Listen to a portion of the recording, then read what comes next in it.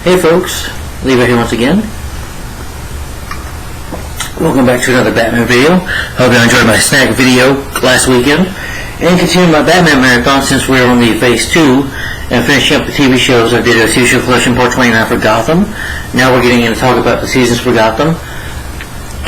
Now I'm starting with the first season of Gotham, giving my thought in this video called My Thoughts / Favorite Episodes of Gotham Season 1. Favorite episodes of Gotham Season 1. Sorry, it's like 10 or 5 at night. So if I sound like I'm tired, I'm sorry. It's been a long week of work and stuff. So, yeah, but Gotham Season 1. And I really enjoyed this season. I thought it was great. Now, it does have its flaws. I do have my problems with this show, but right now, really off to a great start with this show. But I do have my issues with it, and I will get to that during the video. So I'll go ahead and get started because it's 22 episodes to talk about for Season 1 for Gotham, and I'll go ahead and start talking about it now. Alright, well first I want to kind of talk about this season a little bit. Season 1, give you a plot synopsis. Alright, in Gotham Season 1, here in Season 1, rookie GCP detective James Gordon, and his corrupt partner Harvey Bullock are tasked with solving a number of criminal cases in Gotham City, including the murder of Bruce Wayne's parents. A gang war brews between crime families, led by Carmine Falcone, Sal Maroni, and Fish Mooney, with low-level thugs Oswald Cobblepot forced into the centers. So, and in this season, Gotham is corrupt. It's a city that's kind of run by the mob and, pretty much by crime. And, it's more like criminals get away with stuff, people can do illegal whatever they want, keep your mouth shut and all that stuff. But Jim Gordon, he's a fish out of water, and he wants to change all that, basically. He wants to, because he was born in Gotham, he was a kid and stuff, but he left Gotham for a decade. Now he's back. He's a fish out of water, and he's trying to change the way Gotham has become to try to save the city from being the downfall that it became. But that's the plot of Season 1. Now I'll go ahead and get into my favorite episodes of Gotham.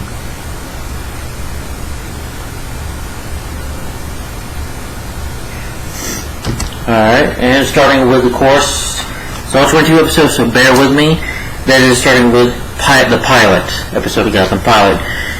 We start off with a scene of Selena Kyle crawling through the streets of Gotham City. She's stealing stuff. She steals like a carton of milk. The guy tries to catch her, but she gets away. She has like in a fireplace or whatever, or in a fire escape she hides in. Meanwhile, though, she sees Thomas and Martha Wayne with their son Bruce, and they're walking, and a cop points a gun at them. Not a cop. A criminal points his gun at them, and he's telling them that he wants their money. Thomas Wayne's trying to tell him to calm down, but the cop just overly, the criminal pretty much just shoots them down in cold blood. He doesn't shoot Bruce, but Bruce, sees his mom and dad. I mean, you get actual blood in this show. He's touching their bodies. Thomas and Martha are dead, and you see blood on their chest, and he screams. I think this was done better than Batman Begins. I just like when Bruce just screams, Of course, his parents just been shot. What do you expect him to do? Yeah.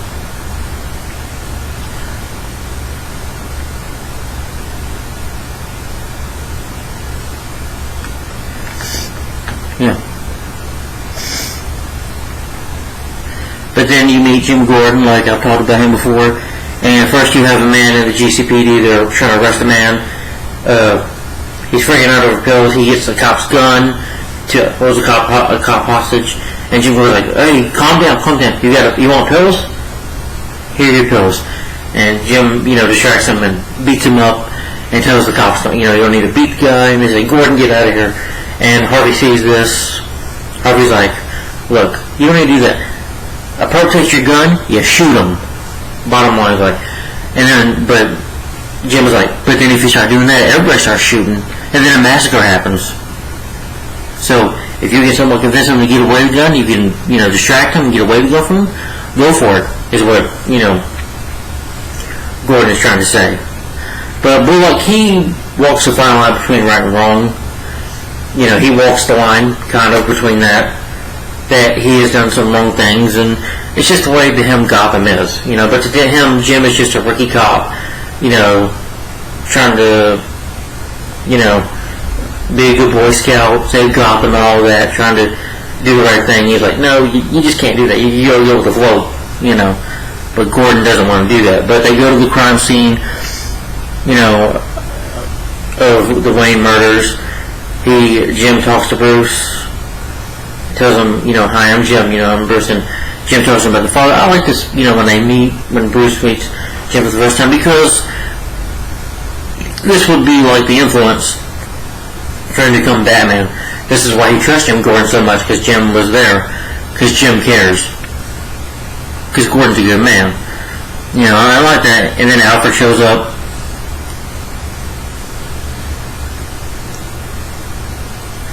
They try to go to Fish Mooney.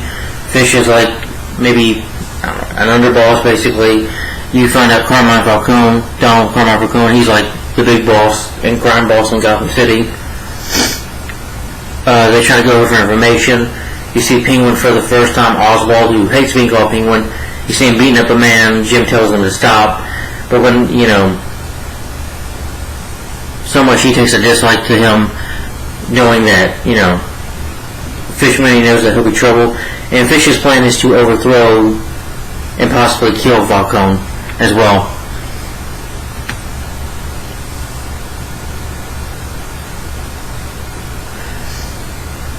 Bullock says they get a lead on Mario Pepper. They have a daughter who, Ivy Pepper, of course, who would become Poison Ivy eventually, but anyway, they find Bruce's mother, Martha's pearls, and so they assume he did it. Gordon chases him down, tries to shoot at him. Well, not shoot at him, but, you know, chasing him to arrest him. Mario Pepper attacks Jim, almost kills him until Harvey shoots him, and they think they got the Wayne murders, they solved it. You know, because Jim made a promise to Bruce that he would find his parents' killers, or murderer, basically, and he did. But, so spoilers, you do find out that Mario Pepper was actually set up by Fish Mooney. And Bullock kind of helped, you know, or did help. And eventually Oswald, Penguin, knows this, so he stitches the two cops, what that is, Renee Montoya and Crispin and Allen, Montoya and Allen, Detective Montoya and Detective Allen, reports to them and tells them that Fish set it all up, that she did it. And they say, you're just trying to, you know, even though Oswald says, you know, that little boy, I just feel bad for him. Like, no, you just want to push Fish out, they say. And he's like, well, good day to you both. There's my information, is what I know.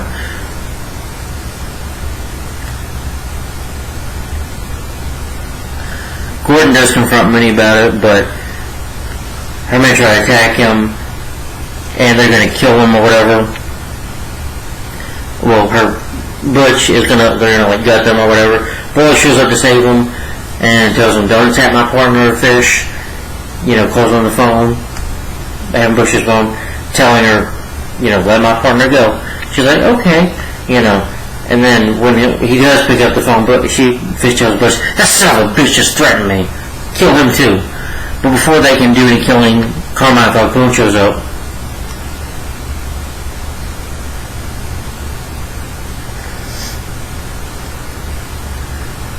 But eventually, Fish tells, you know, gets Penguin to rub her feet. She's like, Penguin, you know, Oswald, I knew it was you. You know, she's like, it was Ghislaine, you know, it was Butch. No, Butch is loyal. That's what she does. But she's like, no. And, you know, Penguin tries to, you know, attack her, but she beats him to a pulp, and he ends up in Harvey's truck. Bullock, you know, you find out that Falcone knew Jim's father, so maybe there's some loyalty between them there. That's why maybe he saved Jim. But he also tells Jim that, you know,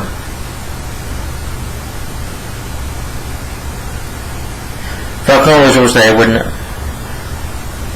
I guess they had a plan to set him up. They talk about his father And he says, tells Jim, without me, this city would have no order. And he goes, has a chat with Penguin or whatever, goes talk to the Snitch, Oswald. And to show that he is, part of the corruption within Gotham City, that Gordon should go along with it, that he's got to prove it by killing Oswald. And Oswald tells, Gordon, there's a war coming. I'm clear with that way. I can see it. There will be war. And Gordon just doesn't have the heart for it. He's just not a murderer. And he, just shoots this out of the head. Penguin survives in the water. In the water.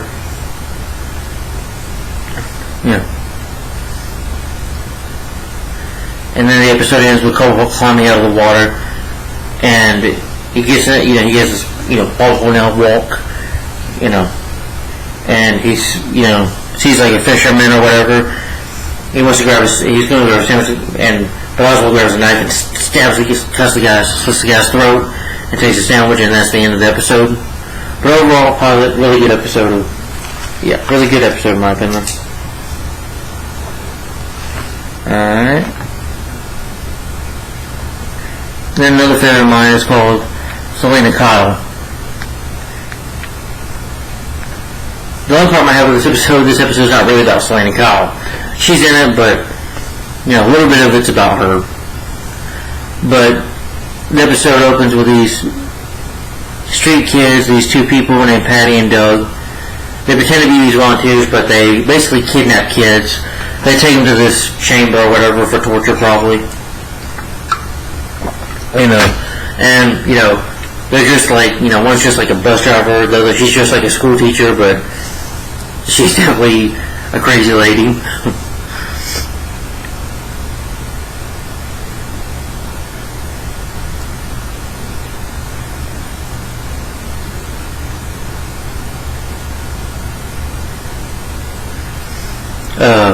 One of the kids escapes. Doug tries to chase him down, and it was actually Carl Massey, from Corey in the House, and That's So Raven.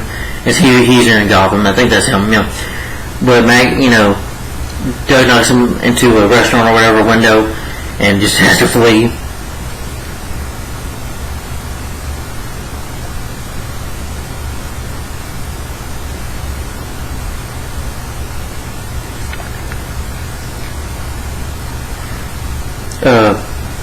Gordon and Bullock, of course, try to investigate this, what happened to these kids. Cobblepot eventually, starts hitchhiking.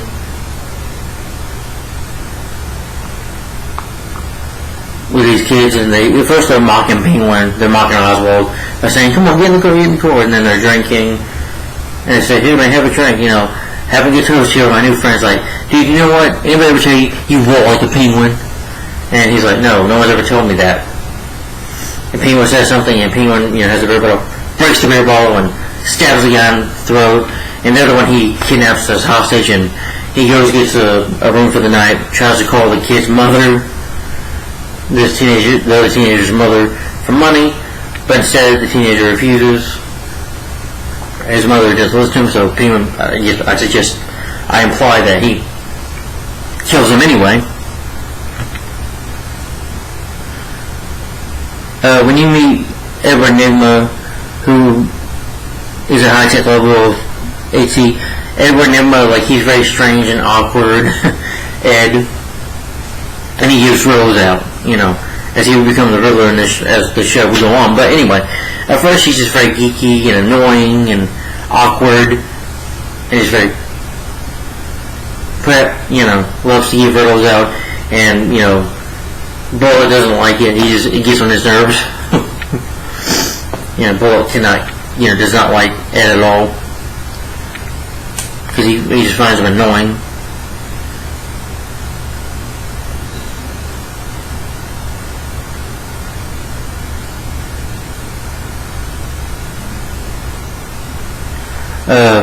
When Tilly and Alan investigate, Oswald's disappearance, since he did snitch on, they told his mother, but they assume that, they suspect Jim Bullock has something to do with it.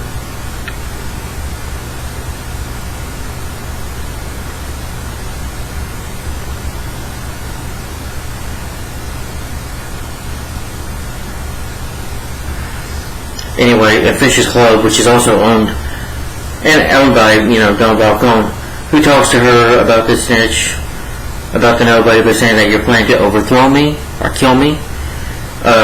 So Don Falcone, Fish has one of the guys who's like one of the bartenders is a lover, and Don Falcone brings him over here like this. You better treat this woman right. You break her heart, and you break mine. And Falcone's men beat him to a pulp. He takes it, he kind of whines about it later, but I guess Fish just has him murdered later on. But she gets mad about that, and, despite the whole Will Smith type thing this year, I think she did a pretty good job in here. She even yells at everybody, like, get out, Like you said with Selena Kyle, you find out the only reason this episode is called her because she gets involved, ends up on this bus when they're trying to take these kids to safety. But of course, Doug and Patty take it after getting almost caught by Gordon because they find where the kids are at, and so they're going to kidnap these kids on the bus. Selena sneaks away. They just chase her down. Patty and Doug, to get arrested. I think Patty might get killed.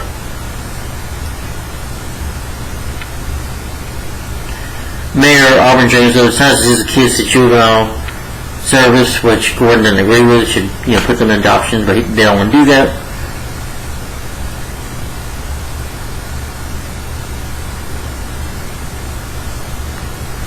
Selena ends up in the police department at the end of the episode, and she tells Gordon, "I know who killed that boy's parents, who killed the Waynes. I saw his face." And she's like, "Really?" So he's got a witness now, and the episode ends there. But the only issue with this episode is the title, Selena Kyle. That has nothing to do with her. The plot even has nothing to do with her. Maybe it's because toward the end, but I'm like, still call it Selena Kyle. And she's only in the middle and toward the end of the episode. I'm like, no. Misleading title. So, yeah. But I do like the whole thing with child kidnappers. Yes, disturbing, but this show had balls. I'll give them that. Alright, and then the next great episode of mine is called The Balloon Man.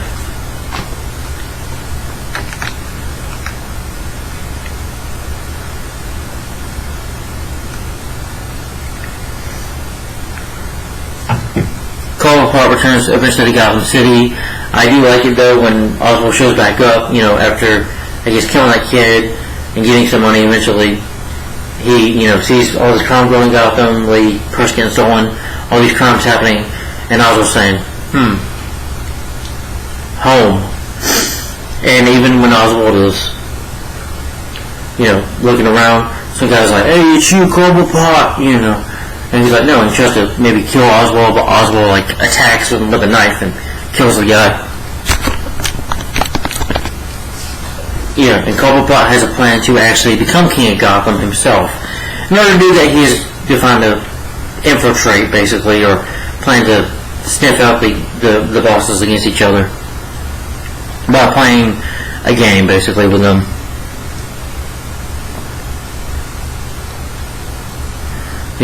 But there's a TV businessman named Ronald Dancer who was waiting trial for a Ponzi scheme, but he gets away with it.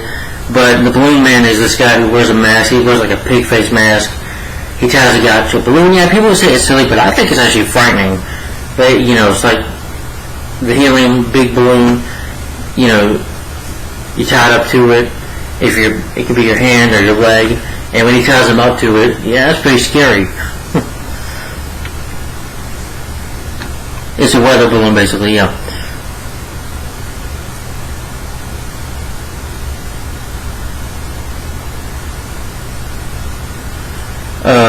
Gordon eventually tries to solve the Wayne's killer. He takes Selena to and she tells him, where the spot was at, where it happened that night. He's like, I think, he dropped his wallet. I think it's in that sewer. He looks, he puts handcuffs on her so she don't get away. But eventually the thing is out, and Jim ends up in the, dirty muds of the sewers. I also forgot to mention about Barbara Keene earlier. she's like basically his girlfriend, well, his fiancée. But you also find out that she had which I don't care about, she was basically a lesbo too, not lesbo, but maybe Barbara was probably bisexual, but she had a relationship with Montoya as well. You know, Montoya's about Joseph. I didn't care about any of that, to be honest. There's even an episode where Montoya like breaks into Barbara's apartment to talk to her, which again I just didn't care about any of that, so I'm not going to mention it.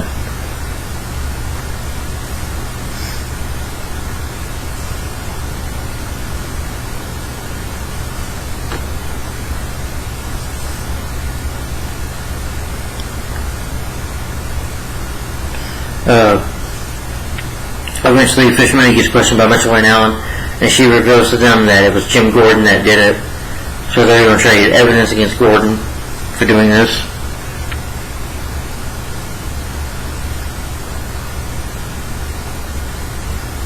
You know, and Bruce, he's kind of like testing himself. Jim does come and visit him once in a while. He's still disturbed by his parents. Like, Bruce is pretty much, you know, standing on top of the house, because Wayne Manor is like a mansion, and he's like, "Bastard Bruce, get your bloody ass from down now," you know, or, you know, putting his hand, you know, in a light candle to test himself. You know, at first, you know, Alfred's like, "You stupid little boy, you stupid." Like, then he hugs him, you know, hugs Bruce, tell him it's okay, it's okay.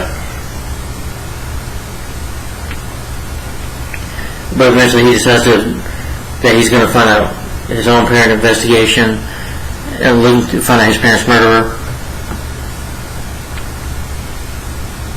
Cobblepot eventually gets a job at this restaurant that's owned by mob boss Salvatore Sal Maroni, Don Maroni, who was like, he's like the second boss, basically this second-rate guy, a second-rate mob boss, with Falcone being first.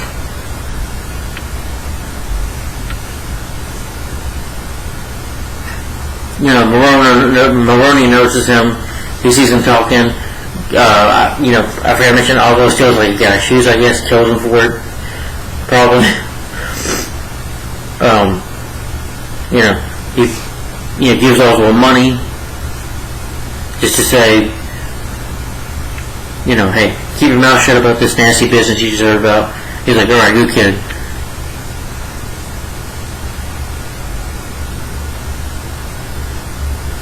Because he's basically a dishwasher.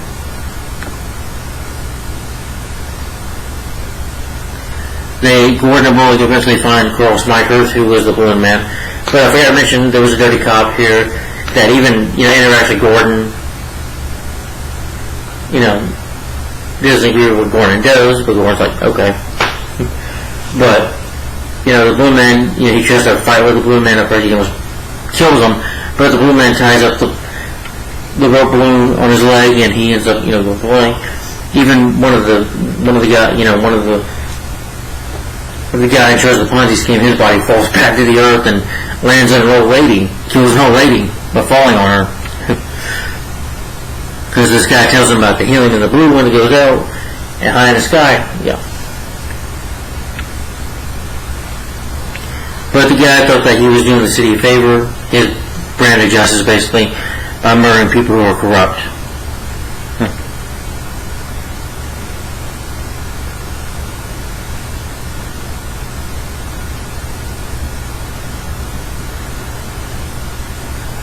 You know, first Alfred does kind of praise the man, but Bruce said, hey, he's a killer too. Which is true.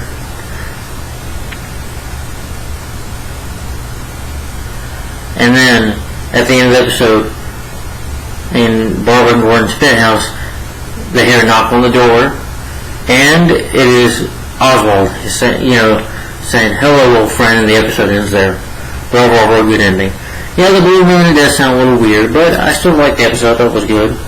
Some people maybe think it's silly, but I thought what he was doing was pretty terrifying. I think you should say a man who thought he was doing right, but he was actually doing wrong. But it was an interesting episode, I thought. Alright, then another favorite of mine is called Arkham.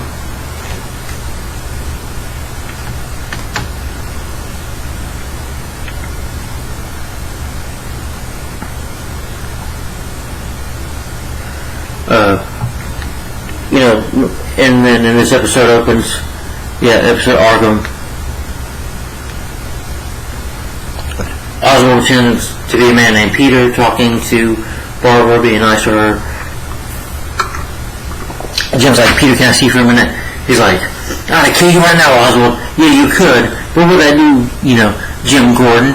I knew you wouldn't kill me. Like I told you, there's war coming in Gotham.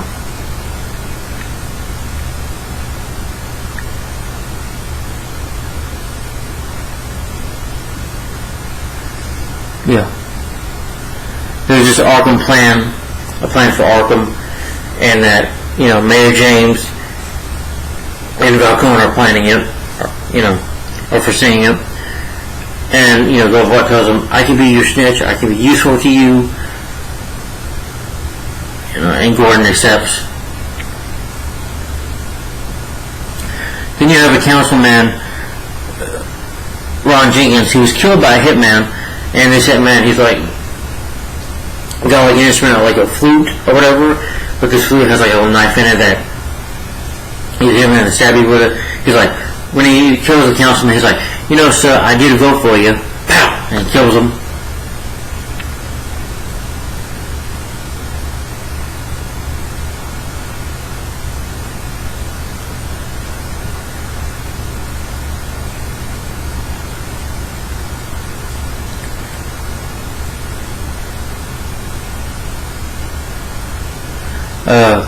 Maroni's place gets attacked, and Cobblepot protects, Maroni's money, and after that, Maroni appreciates it. He's like, how long you washing dishes? Not very long. That ends today. Because guess what? You get moved up to upper management. The job just recently became available because the manager just got shot. Yeah. Oh, I forgot to mention, during the investigation, they come against a man named Richard Gladwell as a possible suspect. They get a paper called CLM.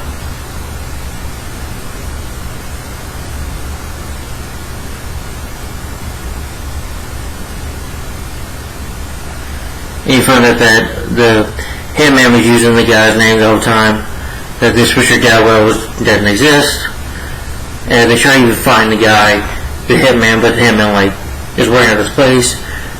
But Gordon, he's got his gun because he thinks the hitman has got his fluke, he was ready to kill Gordon, but Gordon gets away. Well, gets called by Harvey and runs away.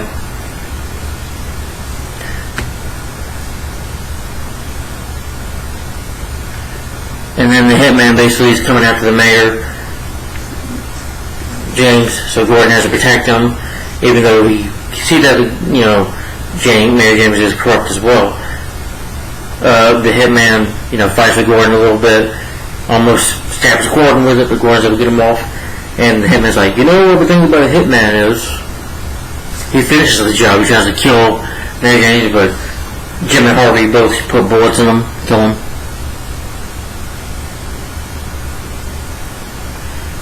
And Marie's working on her plan to overthrow Falcone by, sending these two girls. She has one saying, try to seduce her or whatever.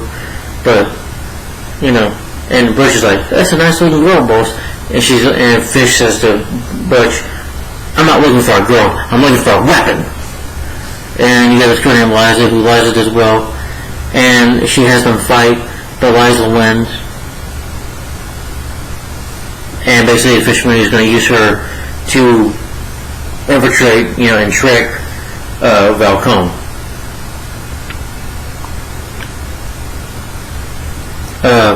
Mayor James eventually was impressed about the Arkham plan.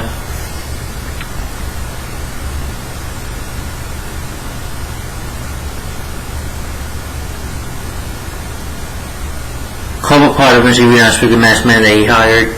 He gives him cannolis, and of course it's poisoned. And after that, Oswald just takes the money back. You find out that he actually planned the whole robbery and everything, become the upper management, as part of his plan. When he didn't need these guys anymore, poison them with cannoli, and I guess to, be in Maroni's favor. But that in the episode ends a really good episode in my opinion.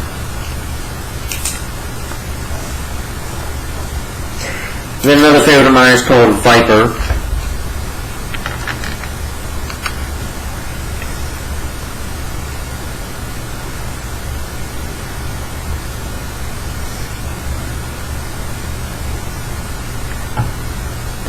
You found out in this episode that Bruce wants to talk to the board when Enterprises that they have been, doing some illegal stuff too. They're corrupted pretty much as well. But there's a new drug called Viper, which is a man playing a guitar, a homeless man. This guy, once he gets this drug, it powers him up, kind of makes him, his face green a little bit, monstrous looking. Goes into a store, drinks all this milk, and then he steals, with his bare hands,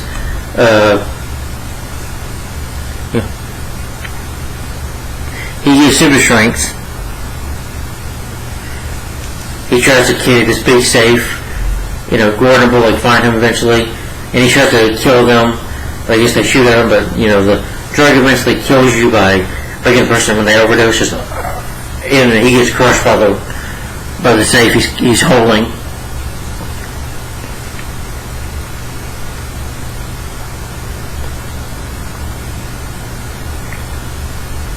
Yeah.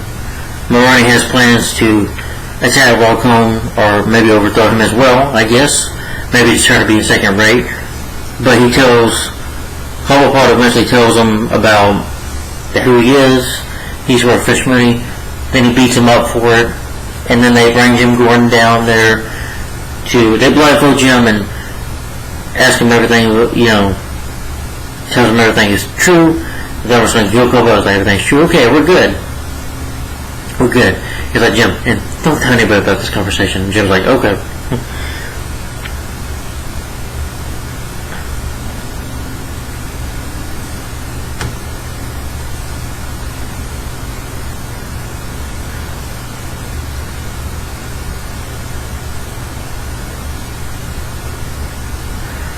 Viper is being held by treasure events.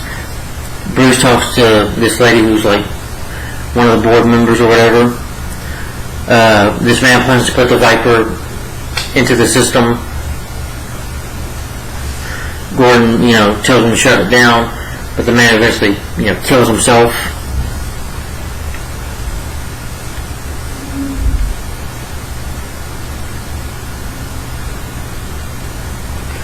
He tells him to check out Warehouse 39, then he jumps off the roof and kills himself.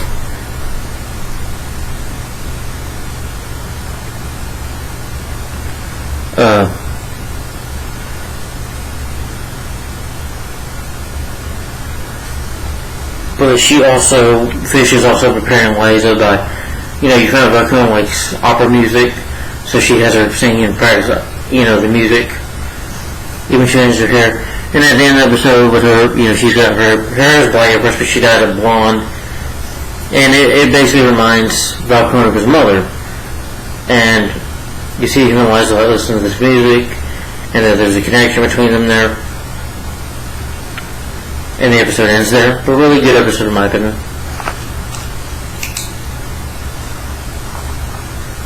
And another favorite of mine is called Spirit of the Goat.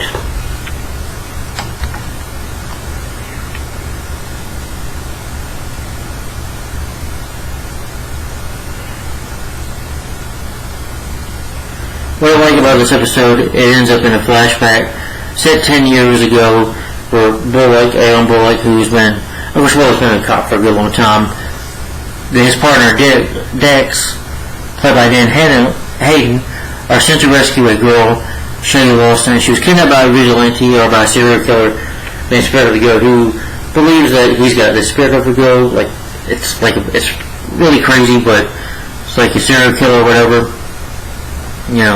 And he's got her trapped, almost hung, but the killer, This gets hurt, but the killer eventually gets away. I think so. Or no, this killer,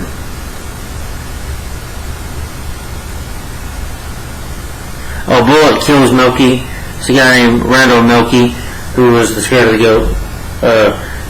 He shoots him until, in the present day, 10 years later, you see another girl hung up like this, and Harvey, realizes that it's the same case. Ed tries to give him riddles, but that annoys him. He's like, Ed, just tell me this. I want to hear it, Ed.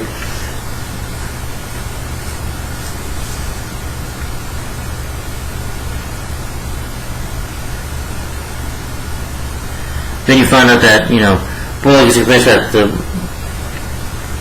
the girl wasn't working alone. They had somebody working with him.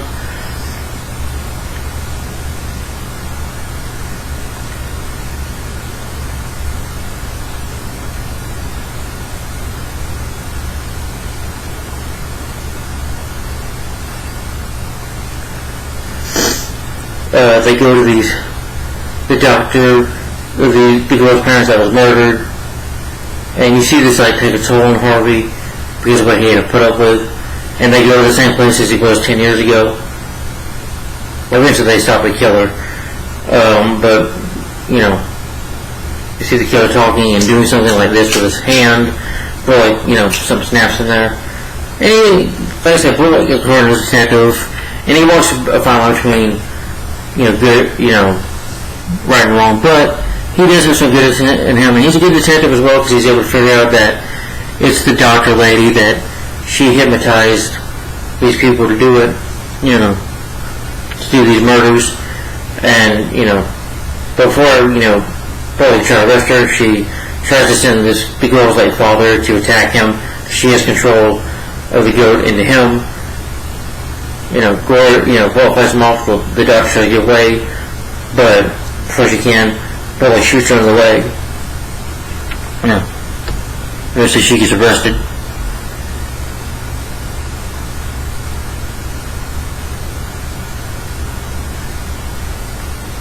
Eventually, Montoya and Allen have a witness who says that they claim to see Gordon and Bullock, and Gordon pull the trigger of killing Cobblepot. They eventually get a warrant to arrest him.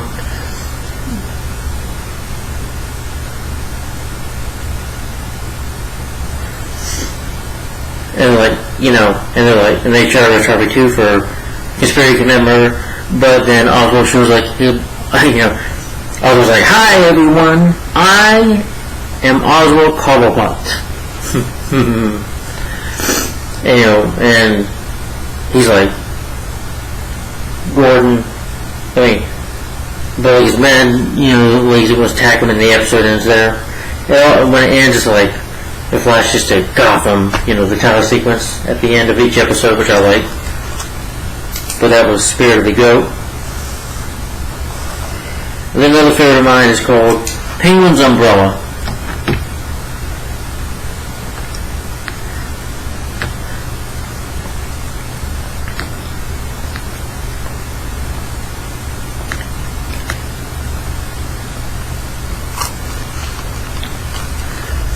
And Mooney is pretty much outraged and angry to find out Penguin's still alive. She did want to kill Penguin earlier, but now find out he's alive. She's like, great! Yeah. Because she just wants him dead.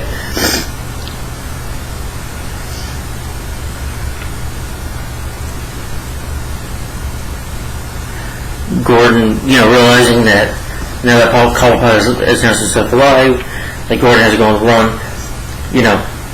Harvey attacks him in the locker room, points a gun at him, and is like, "You gotta come with me now. Now I gotta beg Falcon, beg him for my life." And he's like, "He goes like, walk away." But Gordon attacks him back and gets away. And you find Barbara is held hostage by Butch until Gordon's able to knock them out.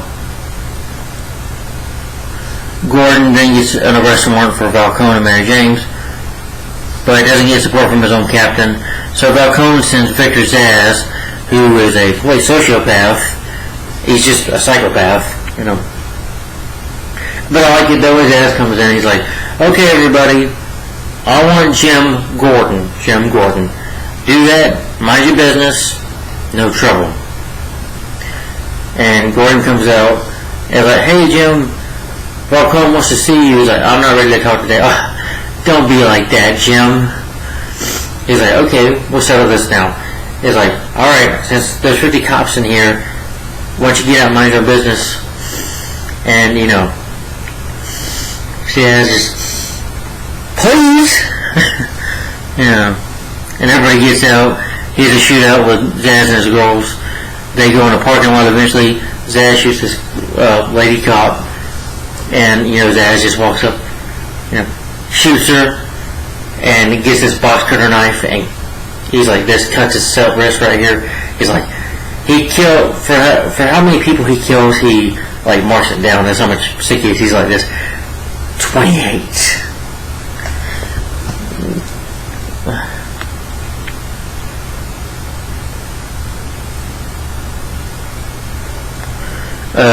Copeland, Franklin Copeland, they killed Falcone's ally.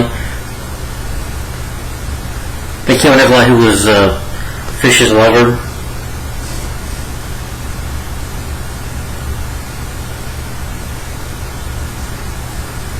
You know, Frankie, who does not trust Cobblepot, you know, just does not trust him, is going to kill him, but instead they, Carter was mad of to turn on him because Oswald offers him more money. They say, sorry, Frankie, and Oswald pulls out a knife and stabs Frankie and kills him, and he gives him a kiss. So I guess it's like kind of out of respect on the mob. But when you guys seem to go like, what are you doing that for? You know, after stabbing him a few times.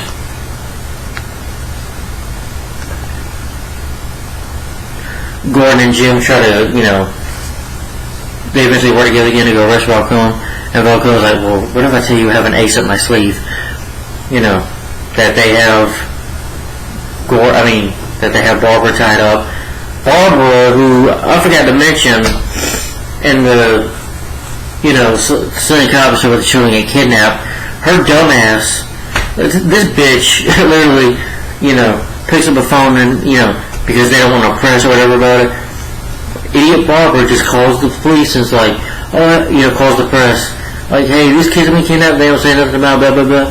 And then he gets Jim fired from the GCPD. Gets him in trouble almost. And then here he tells her to go away to be safe. But Barbara, dumb as hell, comes back and gets captured, gets kidnapped. She's like, oh, I love you, James. I'm like, you're stupid. And this fails in his plan. But, Falcone, out of respect, just lets Jim go. Forget the whole thing. And they do.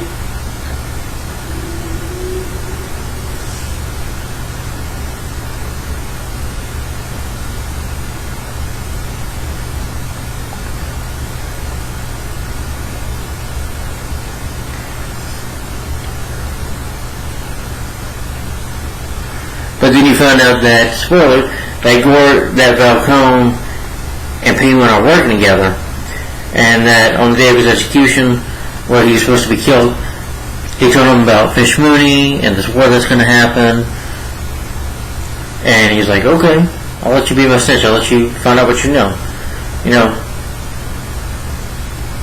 Because men that are about to die are going to tell the truth. So they set up Jim Gordon because they knew Gordon would not shoot him because he was a good, honorable man. So they knew this. So they're planning to take out Fish and Sal Maloney, playing him the whole time.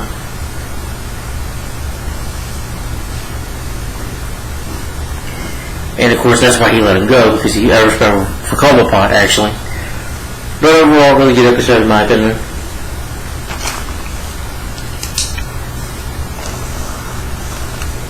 Then another favorite of mine is called The Mask.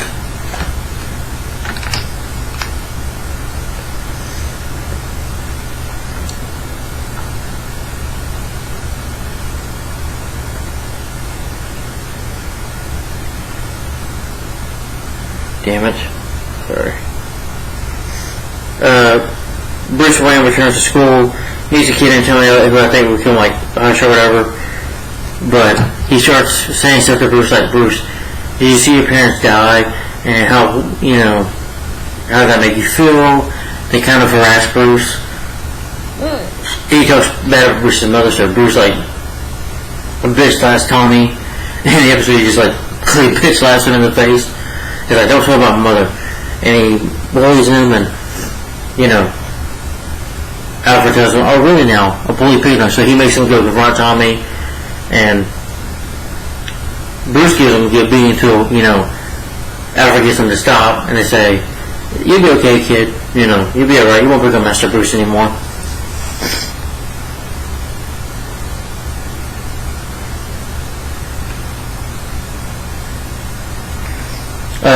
Gordon and Bully were hosting a fine young man who was hosting an illegal Deadly Fat Club.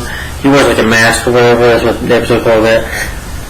They fight and kill each other, and he talks to Gordon and them about being warriors. And Gordon nearly gets mad, grabs this guy. You know, there's a word bit of you in there, Jim.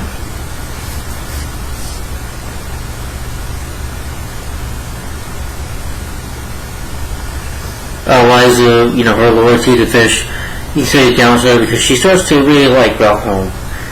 You know, maybe like him like that. Even though, you know, she's like his mother, his maid, his lover, on all three ways.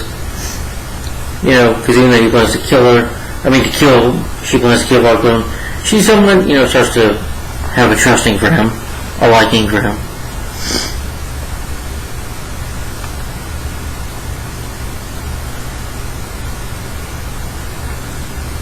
You know, many pressures are to keep on going on, even to steal something for him.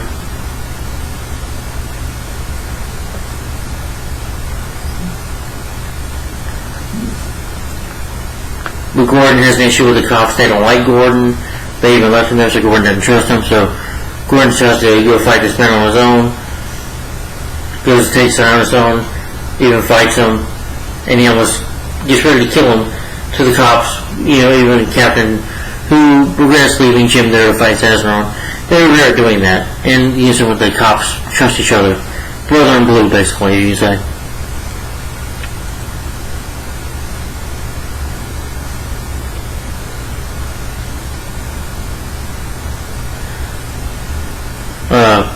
Selena robs a dress store. She gets caught.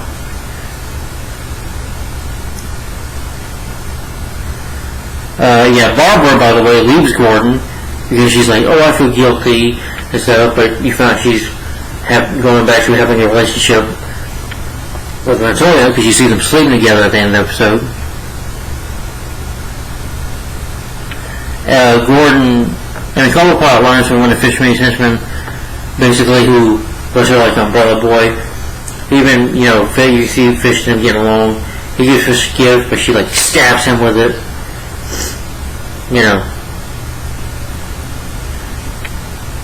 But he could, you know, Oliver kidnaps the Falcon. You know, kidnaps Fish's new umbrella boy that he used to be. He's like, Frankie, tell me what you know. And you know, the secret in there, you know, that a spy to his organization, and you know, from then on that, you know, Oliver starts to investigate that later on. But overall, The Mask, really good episode in my opinion. Another favorite of mine is called Harvey Dent, which is a confusing title since the episode is not about him. He's in it, but Harvey Dent, of course, is Harvey Dent, the district attorney of Gotham City, the DA of Gotham City, who will become the villain Two-Face. Jim Gordon places his run to Slim Castle. I'm sorry, late freaking night. I'm sorry, so it's 11 o'clock, but anyway. Puts Selena, you know, in the protective custody of Wayne Manor. Alfred, you know, doesn't really object to it, but Bruce says otherwise, that she's going to stay here.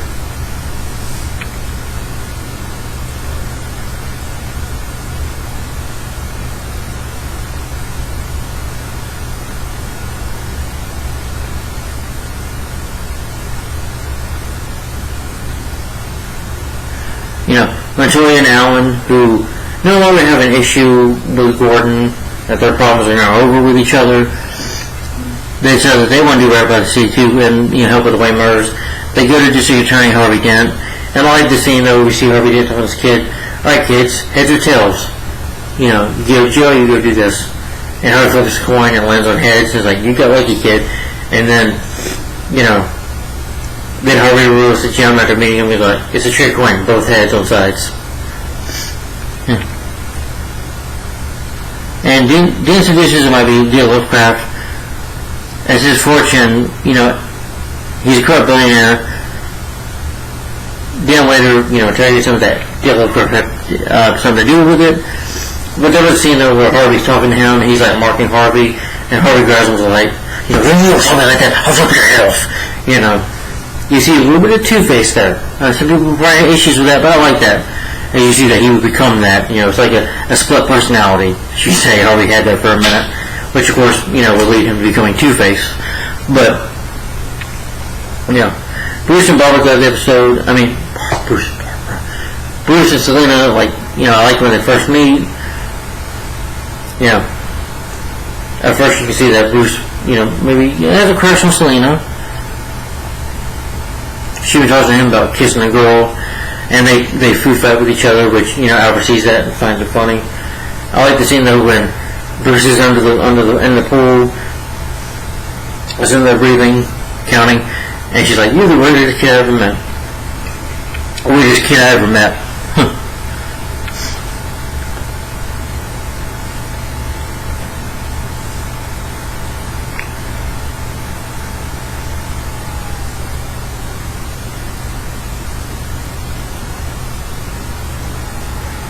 Oh, you have a man named Hasgrove who basically, planted these bombs, and these Russians kidnap him, go on a boat, try to save him,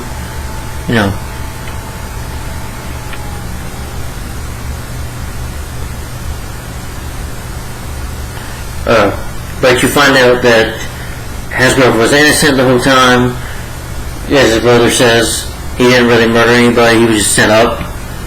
It was more like an accident, and you find out that it was to steal this money or take this money, but Bush blows it up, and Bush says to Fish, "Why did you do that? We could have had all that money." She's like, "It's not about money, Bush. I just want to hurt him."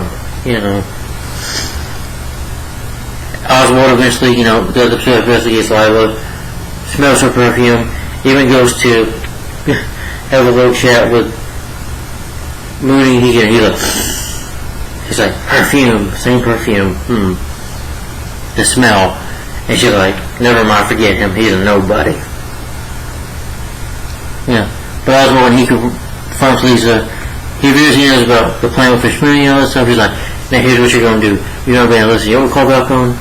And he makes Lisa cry, and Leslie cry, and tells her, "Now here's what you're going to do."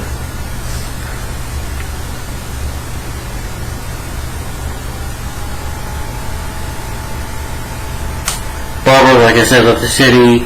Again, I don't care about her much what happened in this relationship. You find out that Barbara does drugs, and she's like, "Screw you," whatever, and Barbara just leaves to go wherever.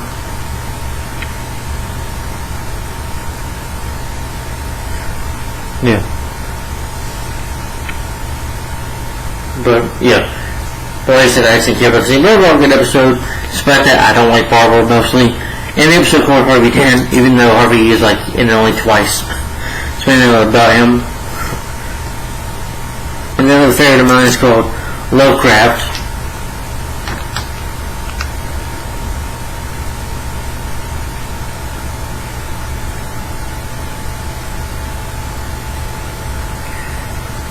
You film these group of assassins led by Lazar Diaz. They break into Wayne Manor. They, confront the gardener at Wayne Manor. Tell him, my core is lost. Is this Wayne Manor? And she cuts him or does this choke with him. And she puts blood on her head. Goes to her, because she needs help. And Selena recognizes this woman. She after fight. After fight's pretty good, I'll admit, because I think Alfred was an MI6 or whatever, or British agent, whatever he was back in the day. But he knows how to fight because he puts on he shoots the bad guys a little bit, and Bruce and Selena run to the city, and eventually they have to find out a plan to get away to keep on running. Bruce is able to jump to the other side of the building, even though she's like, "Don't do it, you won't make it." She's like, "Okay, kid, okay, Bruce, since you're here, my city, my rules, my world, my rules. You do what I say, okay?"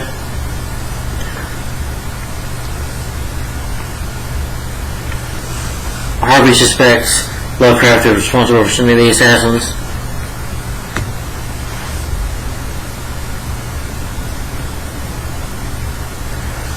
And Raccoon is mad about his money not being guarded, so he shoots one of the mob bosses for it.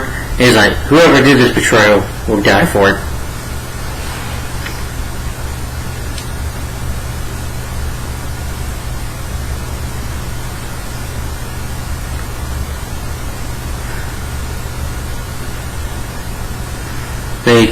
They see Ivy Pepper. Bruce gets a change of, street clothes or whatever. Ivy's just acting weird toward them, and they just try to, walk away and avoid her.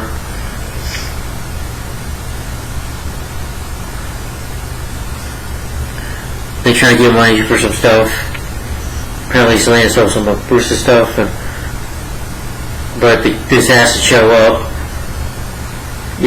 Even he tries to fight with the assassin. Bruce, she's like, better learn well, kid. And she just walks away. And, Bruce, at first, though, I do like an episode when, Alfred has to tell Corporal to shut up and stop fighting. He's like, and tells Will, like, I'm not the help, mate. I'm the butler. Gordon eventually finds Lovecraft as the pilot, denying the involvement. The assassins are after him as well. They do knock out Jim Gordon, the she puts Gordon in chokehold, knocks him out, and they kill Dick Lovecraft. They murder him, accusing Jim of the murder.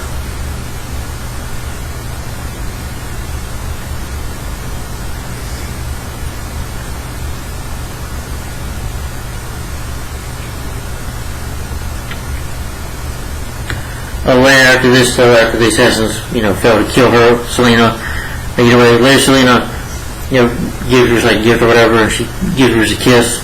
And he's like, kind of shocked by the moment. And the GCPD, Mary James, chastises Gordon and Dent for what they did, but Gordon pretty much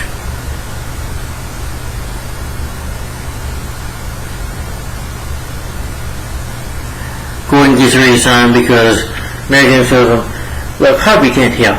He knows how to walk a line. Mr. Gordon, you do not. And Gordon, James stands up for himself, is like, Mary James, kiss my ass. And because of that, he gets sent to Arkham as a guard. Kind of, for being suspended. It was either that or quit. But he does it. But overall, good episode in my opinion. And then another favorite of mine is called Rose Gallery.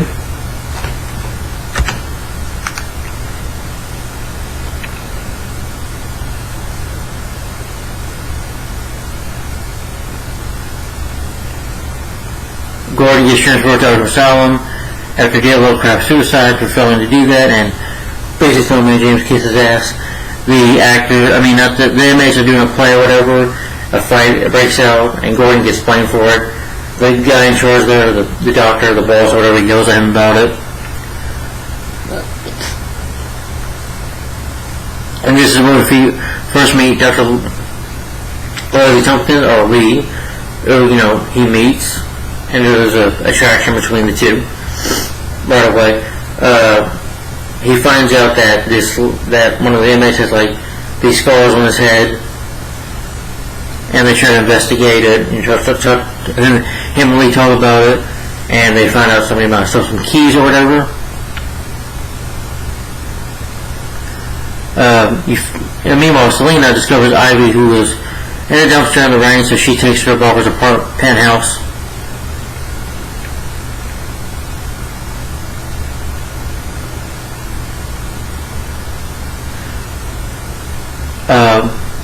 Eventually, though, Gordon investigates where these keys are, who stole the keys.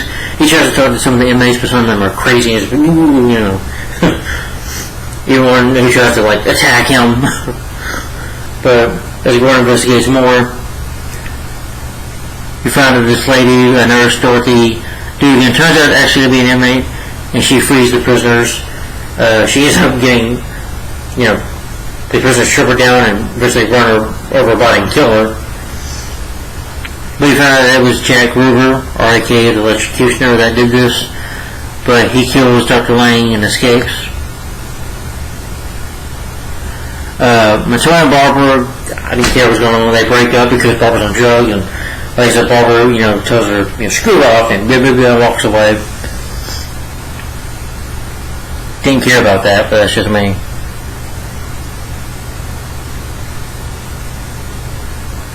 Meanwhile, Caldwell gets arrested for trying to charge more to Mulroney's fishermen. You know.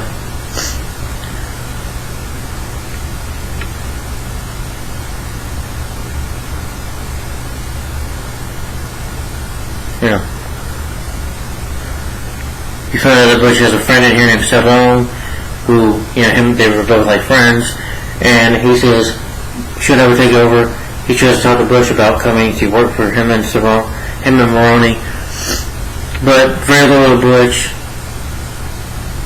refuses, and, talking to Savone in the car, Bush shoots him and kills him, and that's the end of the episode. Overall, really good episode in my opinion. And it was a little good to see Monica Bellucci, or whatever her name is. I forget, I can't say that actress name right. But she is gorgeous, and a lot better than Barbara. I'll say about that. Then another favorite of mine is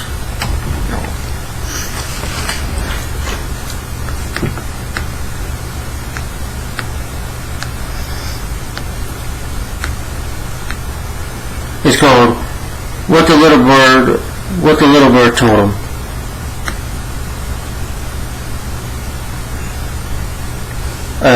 Jack Gruber and Aaron Disner arrive at the electrocution store.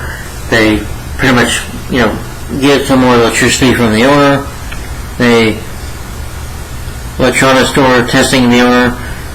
Basically, I used to steal more of it to commit more crimes or whatever. And he kind of attacks the guy's mind or whatever, puts him in a mind trap or whatever, I don't know. But,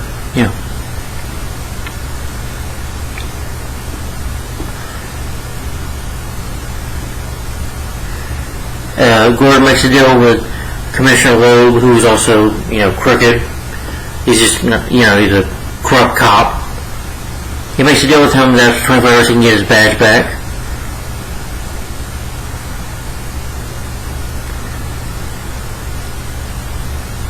Iron, who's, talking to Jack Gruber, loses, who, after Gruber, uses electricity in his head, he's writing, I will not betray him, I will not betray my friends. The GCPD, Dr. Tompkins arrives, planning on working on the case to help Jim. Name was able to find out his real name, though. I like that one before Gordon goes to work for Arkham as a prison guard. He says goodbye to Jim by just, giving him a quick hug and just walking away.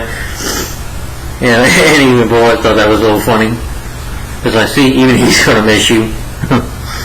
Overall, sorry.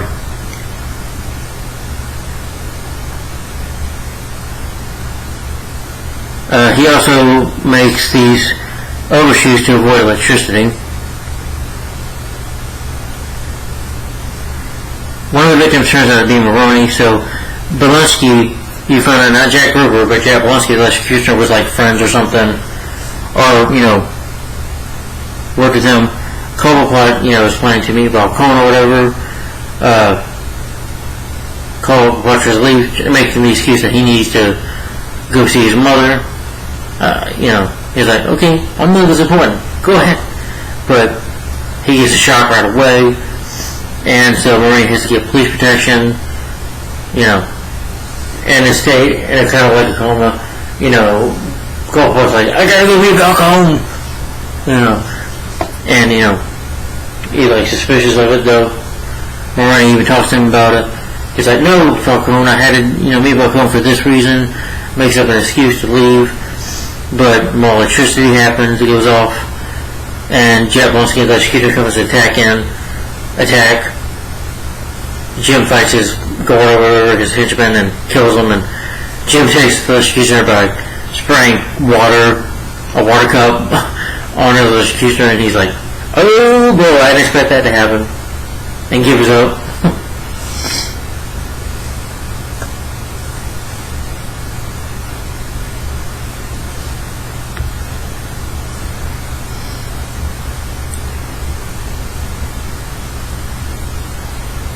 Liza ends up getting abducted. And the kidnapper, of course, is Mooney, telling her she's going to make her move against Falcone right now.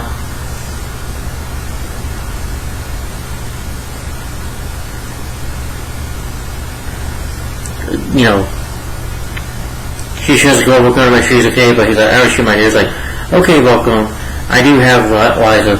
If you come, she tries to, make up a voice at first, but, Falcone's smart enough to know it's actually her.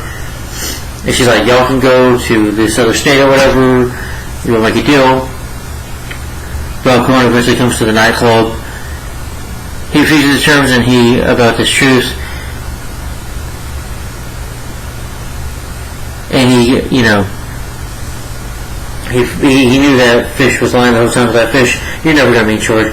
And basically for her betrayal for using Liza like his mother, that really hurts him, and he's heartbroken over Liza dead. Even though, he seemed like he was somewhat like her, maybe in love with Liza. Instead of, shooting, doesn't shoot her, but Falcone's like, Liza, you're not sure, you shouldn't be mixed up in this. He could have just shot her or killed her, but he didn't. Instead, Falcone just, puts his hand around her neck and chokes Liza to death. And he tells Fish, you'll suffer for that. He's like, you can come in now. And Penguin was him, and Penguin was like, hello, Fish. And as Mooney and Bush are taken away, Lee visits Gordon in the precinct, in the locker room. And she's like, I don't know what I'm doing, I just wanted to come and see you. And you tell that this chemistry between them is coming up, and they both end up sharing a kiss. And until a cop officer walks in to tell him about there was a shootout at Fish Mooney's place, and the episode ends there. But overall, a really good episode in my opinion.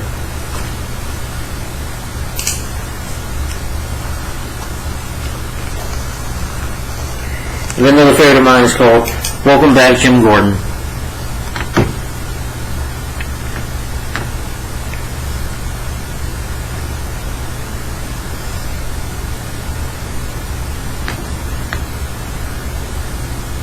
Oh yeah, Gordon gets his bag back, by the way. At the beginning, Fish Mooney is being tortured by Falcone's interrogator, Bob. As she's going through this torment, she teases him about his kids, saying, your kids are ugly or something like that.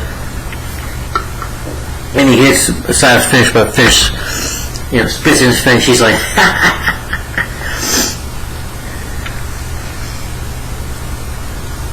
You find out there's a detective in R class who's in public homicide, narcotics. You find out that there was a murder that happened, and that this witness, Leon Winkler, he's, thinking the cop is coming to talk to him, but he gets stabbed with an ice pick. And Gordon immediately wants to investigate this, that it might have been a cop who actually committed this murder. But since the cops don't like Gordon, he doesn't care who it's going to be. He's going to do his job. He's going to do his duty and arrest the person. As an officer, officer of the law, enforce the law, is going to find out who did it and put them in jail.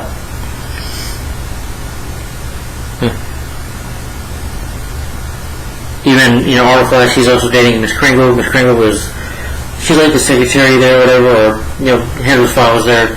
Her and Ed just say, Mr. Enigma, Miss Kringle, could give her riddles or something, like gives her a cupcake with a bullet in it, with a riddle in it. And she even calls that a weirdo, because R Flash, wants to go away. He has this love note that he gives her, reads it and embarrasses him.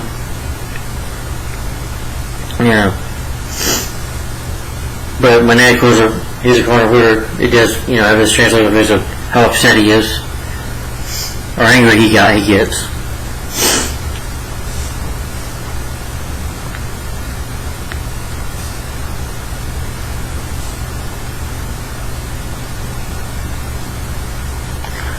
The captain removes Gordon and Bullet from the case.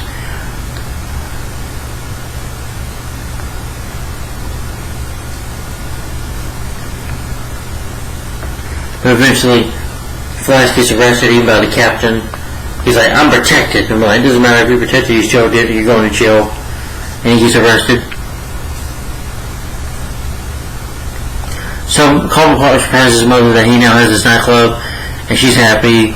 They're like having a party, whatever.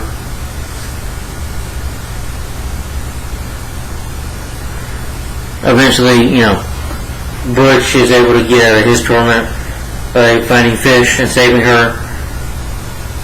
And they go to the club to, Oswald is drinking and drunk and, spitting on this Fish, which reminds him of Fish, how much he hates her.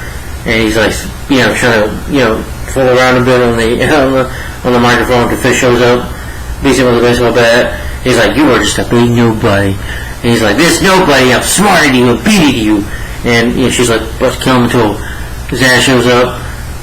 And Zaz and his crazy ladies show up. And they take down Butch, but they don't kill him. Fish gets away, but instead, they're like, ladies, should we kill him or take him to our fun house?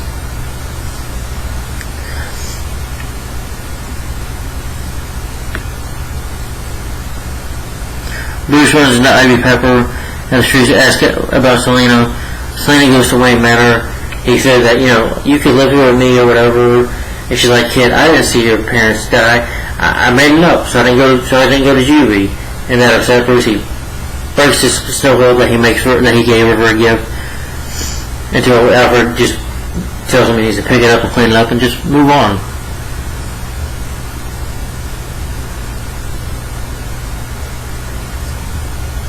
But Penguin, Gordon goes to Shillings to ask Penguin for help.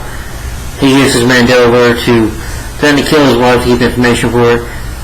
Gordon sees that the favor Cole gave him now makes him look like he's dirty and someone to be feared.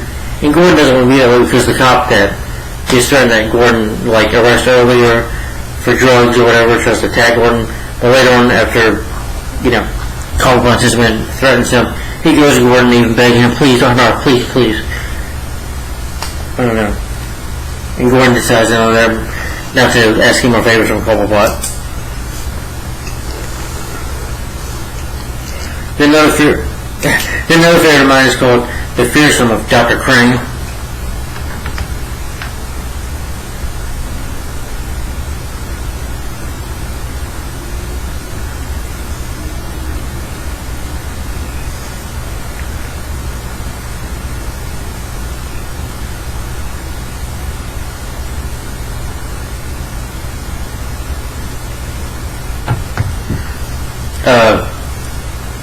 You find out that beginning you have a man hang another man from a building, kills him after dropping him from the building.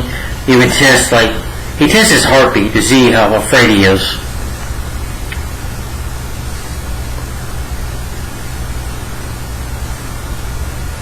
The other episode, Cobblepot and Marnie are dining or having something to eat, and so May calls him and tells him that Cobblepot works for Falcone the whole time. Murray then says pretty sort of taking the Cobblepot on a road trip. He's like, there's a guy with a thing coming, so we'll just go hang out later. They talk about it for a bit. They play like a secret game, like Tell a Secret. And he's like, I know that you're working for her, until, he's like, here's a gun. That bullet is all over the place. And then Penguin almost shoots him.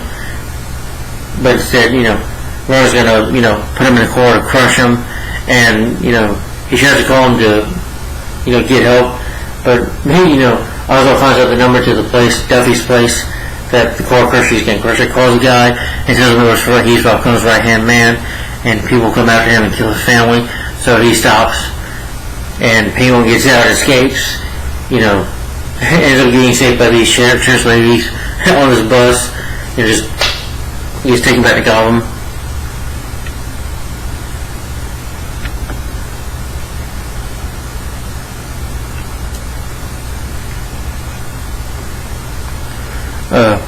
Bruce goes on a trip in the woods that his father admits to at the episode.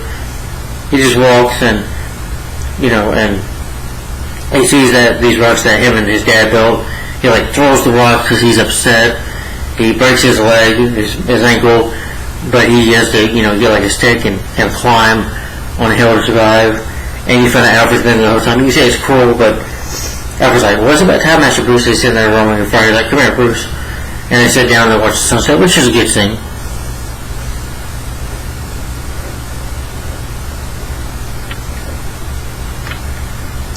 Ned gets suspended after, example, of course, the medical examiner trying to do his job, he gets him suspended.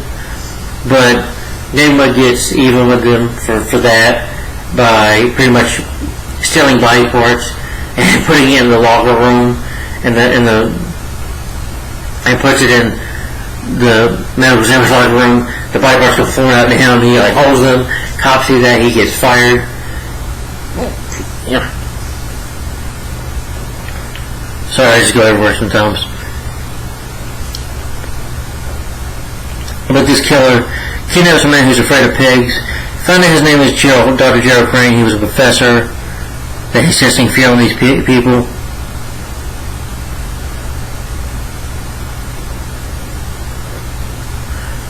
Moody escapes away on a boat.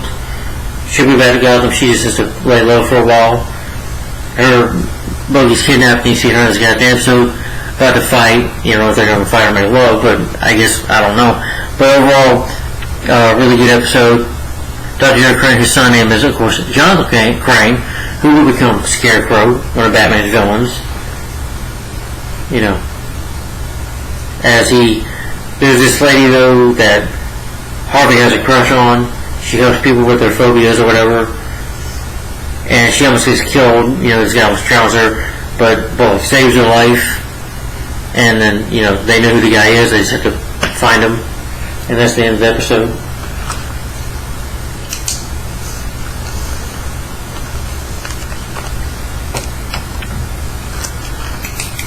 Be right back. I'm probably going to have to switch out this damn phone. Sorry. Be right back.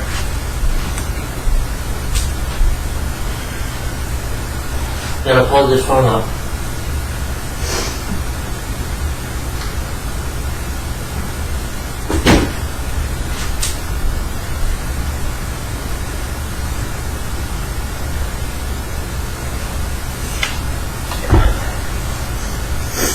Yeah, no, we're in a long video, I'm sorry.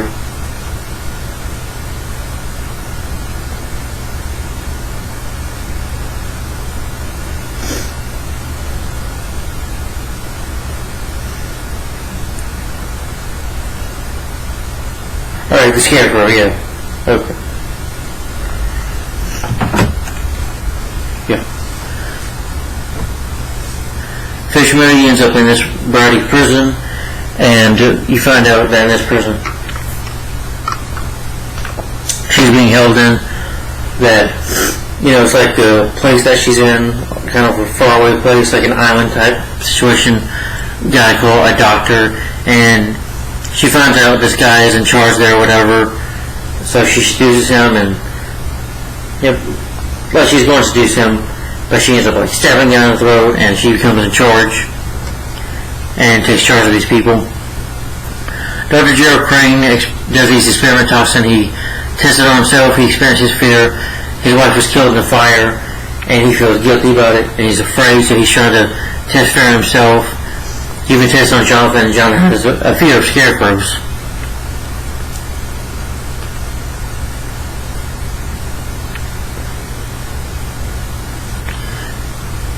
Falcone tries to put it into Cobblepot's. Falcone comes to the club, so Penguin, you're not doing well in the business for me, Penguin. I need money makers, and you're not making any money for me.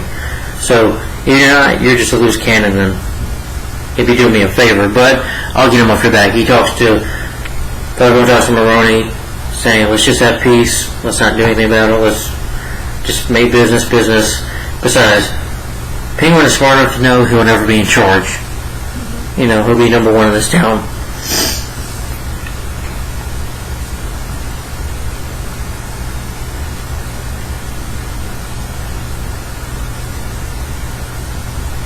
He's to get ready for nightclub, so he gets Butch back.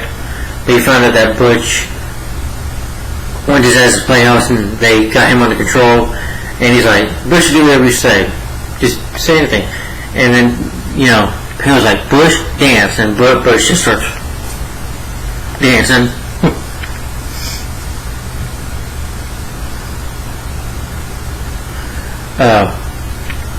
Gordon realized about Crane's wife, why he created the toxin, so they go arrest him.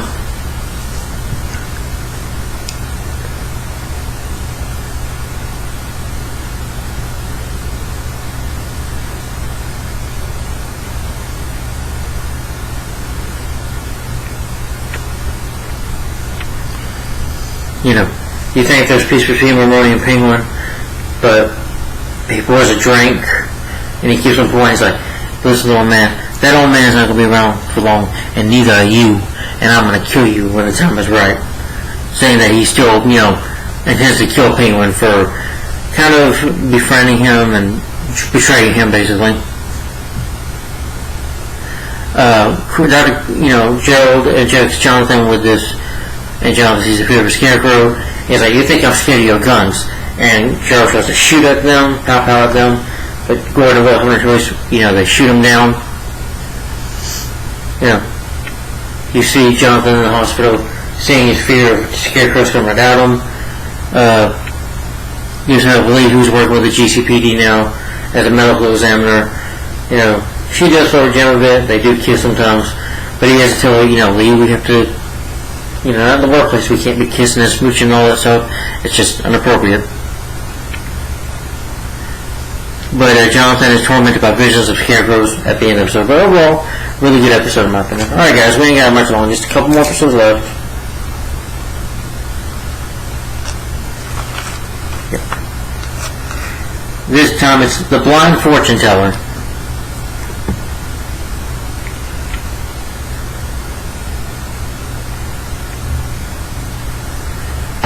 Barbara returns to her penthouse. Of course, Barbara comes back, and Selena and Ivy been there. I forgot to mention Selena.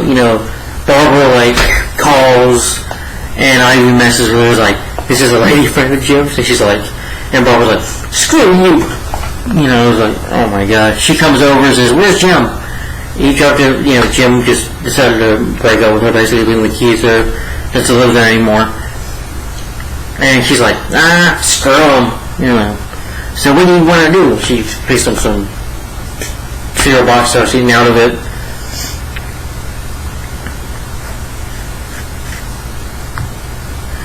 Gordon and Lee end up being in the circus. During the former sale, a fight breaks out. Gordon and them questioning that these families have a feud over a horse, a long going on feud. And one of those names is Grayson. Eventually, this Grayson and this lady, Lloyd, they hook up together. I forget their names, but they end up becoming the Flying Graysons. Which, if you remember, these two, we see Dick Grayson's parents in here, younger, when they're very young. When they're kids, basically. They are parents of Dick Grayson, who will become Robin. They show up out Lila Velasca. They meet her son, Jerome Velasco, and say where's she at, and they use the saint to sense. They send her body, and they all knew about it. They hit her body. They get questioned about it, because they covered up murder. The ringmaster admits they haven't discovered the corpse earlier, but didn't do anything about it. Fish May, by the way, acts lead as the inmate so that she can break free of the prison.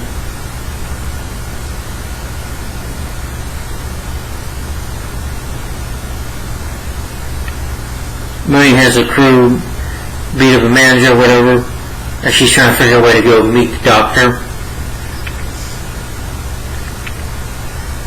Alfred and Bruce, claim that they discovered corruption within the company, and they want to investigate it.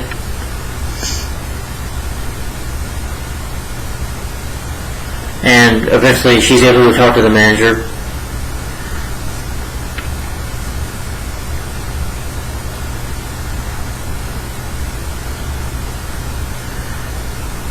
Gordon and Lee investigate the sidekick named Paul Sergio, who tells them,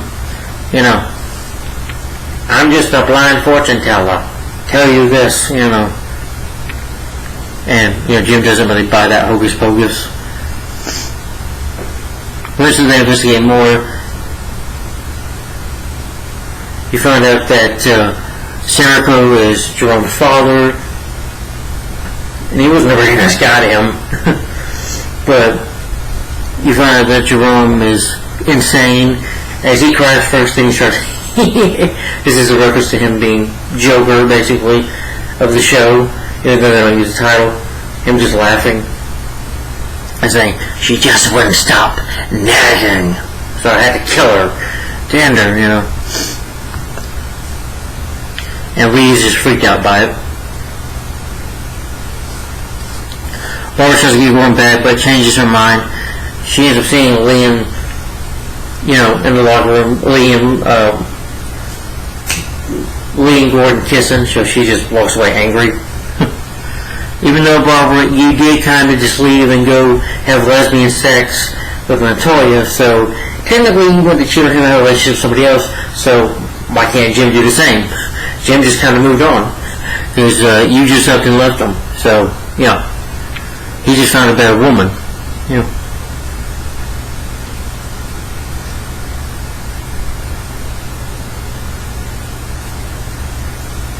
Bruce ends up visiting the Wayne Enterprises, telling them that he's going to investigate more, that he won't put up with corruption no more.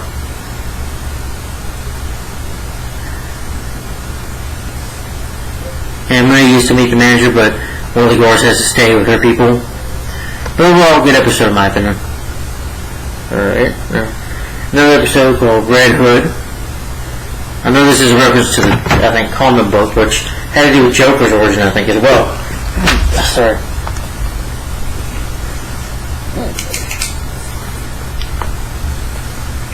Red Hood, where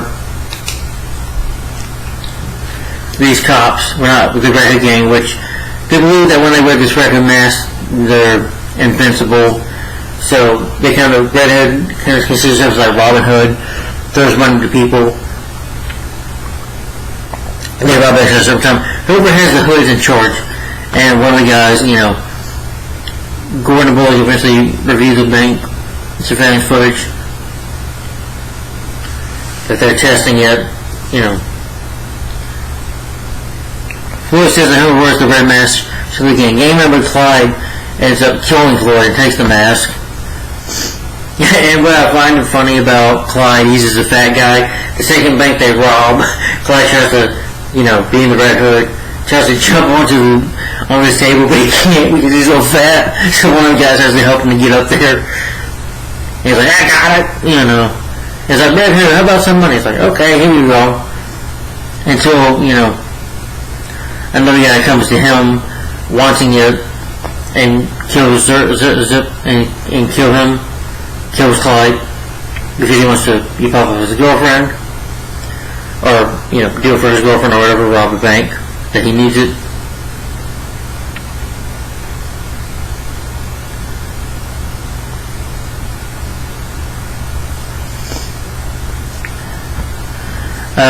In this episode, we have Jeffrey Combs, who guest stars as the manager. Jeffrey Combs, you remember him? He was I haven't seen him, but he did the Reanimator. But I remember him from The Frighteners and I Still Know She Last Summer. He was real good in those movies. So, good actor. You find out that the doll maker is away in Gotham. So, they're going to do something about her, either arrest her, torture her, or take a part from her. So May grabs a spoon, puts it in her eye, and stabs her own eye out. Passes out afterwards.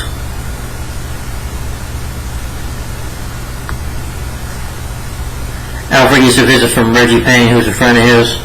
He even tries to teach Bruce how to fight. You know, Reggie and Bruce can fight. He's like, come on, boy, punch me. Come on, get me. You know. And Alfred gets on to him about this. He won't let Reggie do that. Reggie steals his file. And he, you know, Alfred tries to stop him and do it. Like, money. He's like, mate, we gave you a bed. Food, you know, we gave you food. And you do this to us? He's like, I'm sorry, Alfred, I have no choice. And he stabs Alfred. Bruce has to call the cops. You know, call the ambulance at the end. But overall, really good episode in my opinion. Reggie was like an old war buddy, I think. Or I say friend of Alfred back in his days. But overall, really good episode in my opinion. Then another favorite of mine is called Everyone Has a Cobblepot.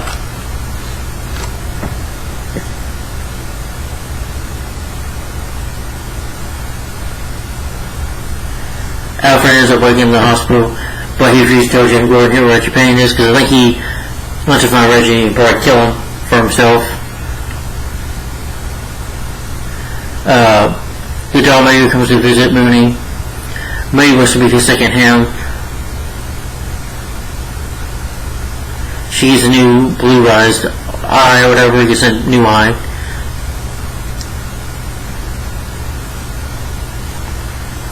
And he uses an opportunity to prove himself as a right-handed woman. He's like, just don't betray me. And you see Jeffrey Combs, like, they give him the body of a woman. He's like, screaming, and, Fish is horrified by that. Because he likes putting body parts in people. Yeah, he's a sick guy.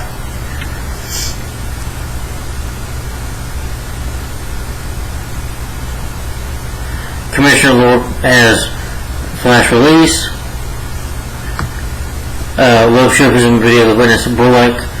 Bullock, of course, is blah blah my Loeb, because Loeb can get his way. You don't really mess with the guy. He has connections. Gordon didn't try to investigate this more. He gets mad at Bullock about it. Bullock said, "You've been telling him, hey, I had a murder gun one time because my partner pointed a gun at me, so I had no choice but to do it like Harvey. Couldn't have gone this way." But Harvey, Harvey, Dent, and Gordon tried to team up. They tried to go to the Chinese restaurant to figure out some information on Loeb. But instead they almost killed him until Bullock shows up to save them. They get Cobblepot, get some help from him. They find a couple named Jude and Marge keeping in their house. They have talks with them, have some good old drinks. And Judge and Marge, they just open fire and start shooting at them. The lady almost kills Cobblepot until Jim stops her. She turns around and falls, and they both get arrested. They both escape later, but Jim and Butch and Jim and Harvey find out that he has a daughter or whatever, that he has a daughter that's crazy, Loeb does, that he uses against him.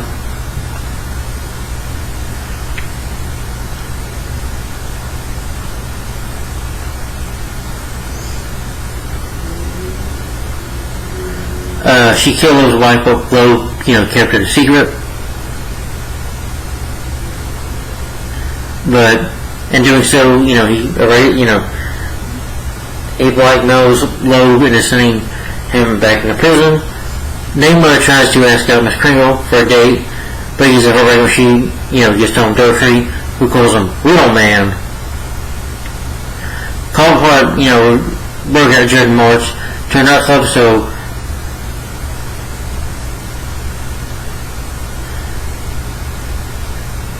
he's taken to Arizona to help him out. Marge kills Judd. Cobblepot reveals that he lied and kills Marge. He's like, well, you just made it easier for me. He has a shotgun and he shoots Marge.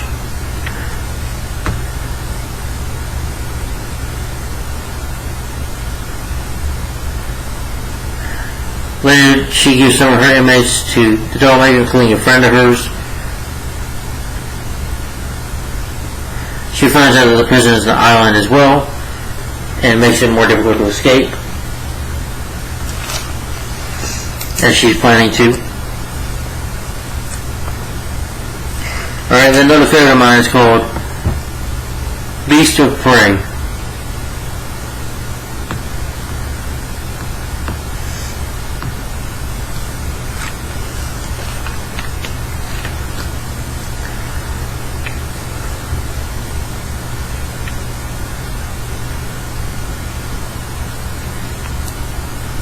Gordon gets tasked with finding out this girl who was murdered, Grace Fairchild, who we found out was actually killed by Jason Lennon, called the Ogre. And basically this guy is a sociopathic serial killer. He kills women. He has like a torture chamber in his apartment. This woman tries to leave, tries to go to work, but he won't let her leave. He tortures her, chains her up, makes her cook dinner for him. It was awful. We yell at her. But you find out that cops don't investigate him because the Ogre the ogre, he basically is the guy that if a cop investigates them, he figures it out and he kills their loved ones. So they just leave him alone completely. But Gordon, he kills the ogre in revenge if he misses him. So, but Gordon is not going to stop. So Gordon intends to, stop the ogre and arrest him or kill him, basically. Mooney develops an escape plan with the prisoners. The both know him so well. She tries to even go out. He's like, they're like, you don't escape, we'll shoot you. He's like, okay, well, I won't escape. But Mooney comes up with an escape plan. She gets the doll maker beaten up. Doll maker, she gets the keys to escape. He tries to shoot Mooney, but Mooney's like, I'm scared, terrified. She's able to convince him not to do it. But she gets out, she gets the doll maker attacked by the inmates. She shoots these other men, sets them up, and they get killed as a distraction. Mooney gets shot in the stomach right here, but she's able to escape in the plane, even though she gets a bullet in the rib. Bruce and Selena go after Ricky Payne to find out he's a man of the house. That he tells them the Wayne Enterprise people who sent him there to retrieve the files.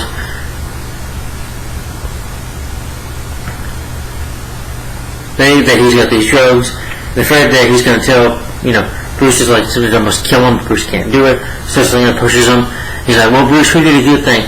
He probably, he stabbed Alfred, and he was going to his boss anyway.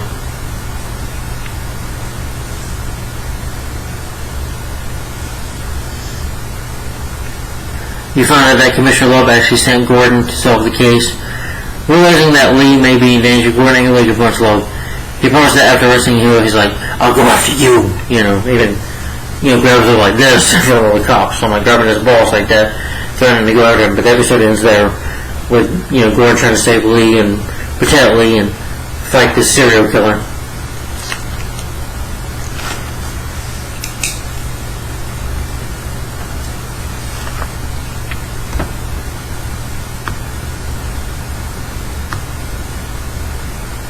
Then the episode called Under the Knife, where feeling the ogre may be coming for Lee, Gordon tries to convince her to leave town, but she refuses.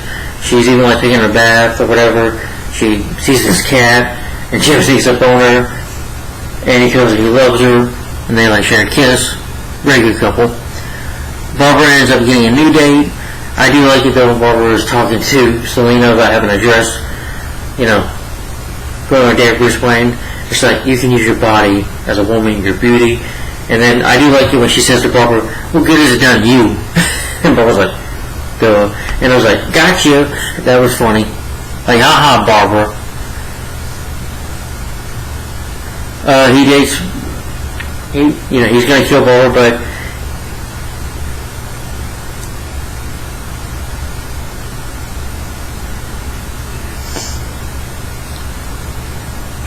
but the ogre finds out that there's something about Barbara that she might be the one girl for him. He's going for the right one. But Gordon and Boy turn out the first one on Ogre's Revenge. This had been Miller, who his wife was killed by that prostitution for his wife. They find his father, who tries to kill himself, and he tells him that his son's gonna had a face change or whatever.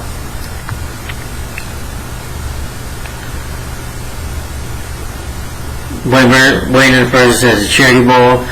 Bruce sharks this guy named Zip Result, who sent Brecci to steal the files from Wayne Manor, who is the director of physical operations for Wayne Enterprises.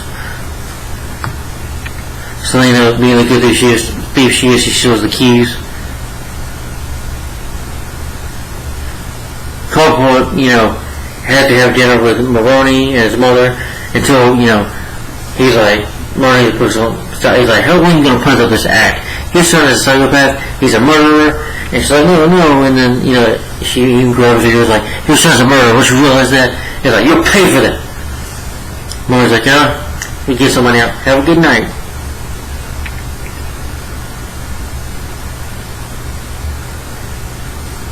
Caldwell promises to kill him for it until he sends flowers. Maroney even broke teeth also more, sends bug him more since falls to his mother. You know, Oswald breaks it or whatever. He's like, you know what, just in case, I'll tell him myself. And he gets so mad he stabs the guy to death. The messenger just stabs the guy in the throat, kills him. He's like, oh, what was that? I was like, nothing, mother, just helping somebody with the trash. Well, you help him, Oswald. Okay, Mom. I'll take the trash. He girls the guy's body and probably takes him to dump the body. Nigma discovers that Miss Kramer was being abused by Dotrey. She tries to confront Dotrey about it. Dotrey's like, little man, just mind your own business and stay out of it, little man.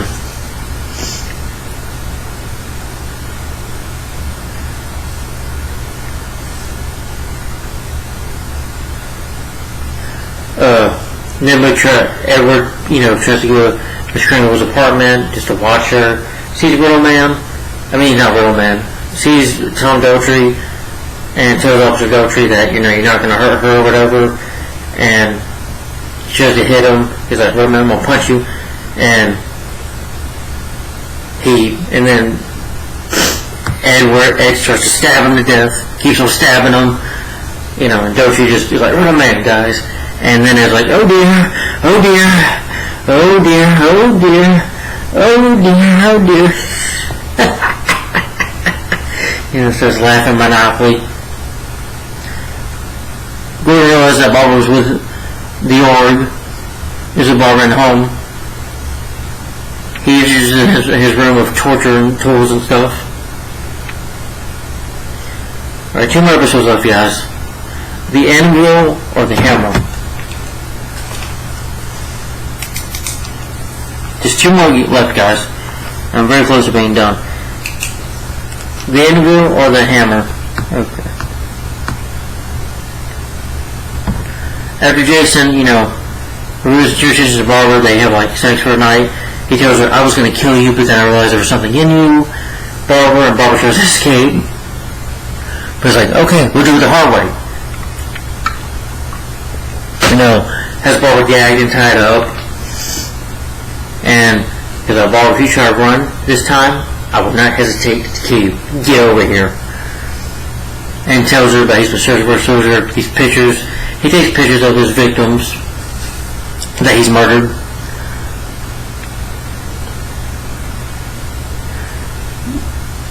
They go to the Forest Club, Gordon Bullock too. This lady who was beaten by the owner tells him, if you find the guy, don't arrest him, kill him. Gordon's like, I actually plan to. Nigma disposes of, but they go to Barbara's parents' mansion. Nigma disposes of Officer Dotrey's body in the prison lab. Miss Kramer tries to ask him about it, but he tells her, I have work to do, so can you leave, now? She's like, okay. And basically he, after killing Dotrey, he cuts his body up and is trying to cut more pieces up or whatever for the body. Kind of like skinning him, basically, I guess you could say. But he's got his Dotrey's skull, puts it in a bag, and he starts beating the skull.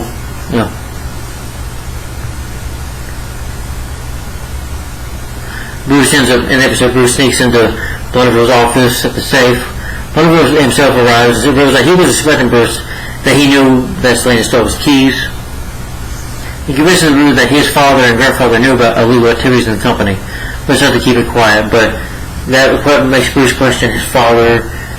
Eventually, Bruce tells Alfred the truth about what happened to Richie and says he's sorry for it. But, even good men keep secrets.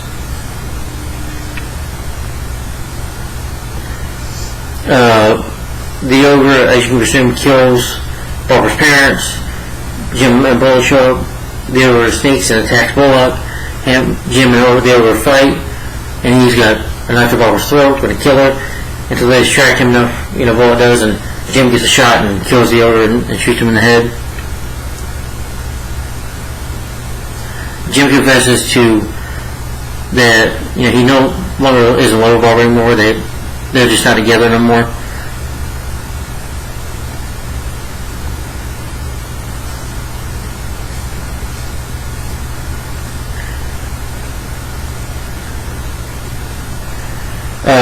Several crimes are committed by Maroney and his crew, who Maroney which thanks to the Penguin, who tried to have a plan to kill Maroni, but he let the guns off, and now that Maroni thinks Falcone tried to kill him, and now this starts a war, and Falcone, and Penguin is just laughing about it, because this was his plan the whole time, to take over the city, become the king of Gotham, and get them to turn against each other.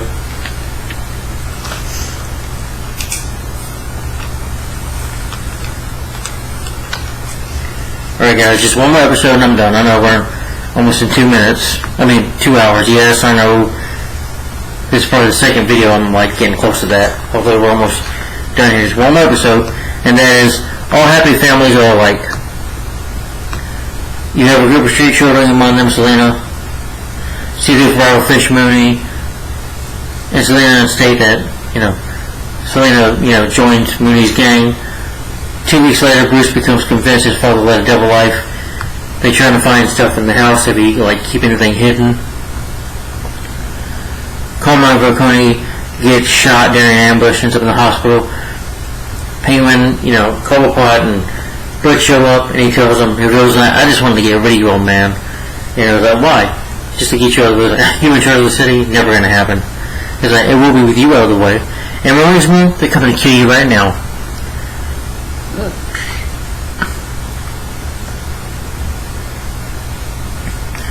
Barbara decides to take counseling from Dr. Lee Thompson. So she talks to Lee. They talk about, the murder of her parents and what he did. Barbara tries to talk to Lee about, Jim, questions him about. But Lee either denies it or just ignores it or changes the conversation. Doesn't really feel comfortable talking about it with her. Before Cobblepot and Butch can decide to kill Falcone, Gordon stops them and handcuffs them. And before Maroni Man shows up, Loeb shows up, telling them to back off Gordon. Gordon refuses, so they have a shootout. Gordon fights for the men.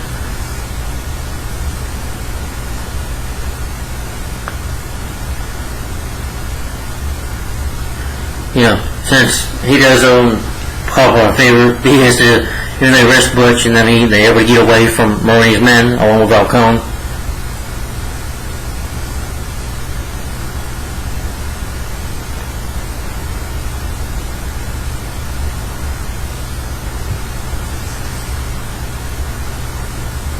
They get to Falcone's safe house, but they're taking hostages by Mooney's gang, telling them that she's going to kill some of them. Butch is furious about the brainwashing, and at Cobblepot for doing it as well. Even Cobblepot tries to get Butch to help, but Butch is just, mildly confused. Mooney calls Maroni making a train, and in exchange for Falcone's head, Maroni will return Mooney's territories, and then they can, be the second boss. But Maroni, when he comes over, he makes these sexist comments, and he calls, tells her to relax. And he calls her babe. He's like, don't call me babe. And then he keeps calling her babes. Like, guys, don't call her babes. You're number 1, I'm number 2. Don't call her babes, guys. And he keeps on making sense. Pisses me off enough. She just shoots Maroni in the head. And he's gone for good now. He starts to shoot out. I like it, those things. Penguin grabs a machine gun and starts shooting the guys. And, powerful guys like, fish, fish. Jim, Gordon and them try to escape. Selena has her own gang. She recaptures them back to Mooney. But Cobblepot comes in with that machine gun, like I mentioned. They have the rooftop, and Mooney and Fish and Penguin are fighting. And, Butch is out a gun. He's like, shoot him, Butch, shoot. She's telling Butch, shoot him, Butch, do this. And Butch shoots both of them as he's confused. He's like, Fish, I'm sorry. He's like, I'm still girl, I forgive you. And then he gets knocked out by Cobblepot, and he's like, come on, Fish, and he pushes her, and Fish ends up getting killed, we say, falling into the river. And then, Penguin stands up on the ledge like, I am the king of Gotham. I am the king. The new crime boss, basically. Barbara, you find out that she eventually, her mind was, really messed up, and you find out that she even admits to killing her parents, killing them and slashing their throats, and she tries to kill Lee. Lee, of course, knocks her out. And I liked it, though, when they showed up, though, that Harvey's like, see, that girl was not good. Or whatever to Falcone. Falcone confesses that he decides to retire. He's like, what Gotham needs is a good cop that can clean up. That's you, Jim. I'm retired. I'm done. He says, Penguin can have it all. I'm just letting it go. And the GCP Kissing Kingo reveals that Nima that he uses his letter, but it spells his name, Nygma. And Nima's like, she won't find me out. And you find out that I guess the fans here of Gotham called Evil Ed, or basically the Riddler persona, saying, she's not going to find you out, you idiots. You did this, that. She's not going to find me out. She's not going to find me out. And Nima starts to lose his mind. He has a mental breakdown.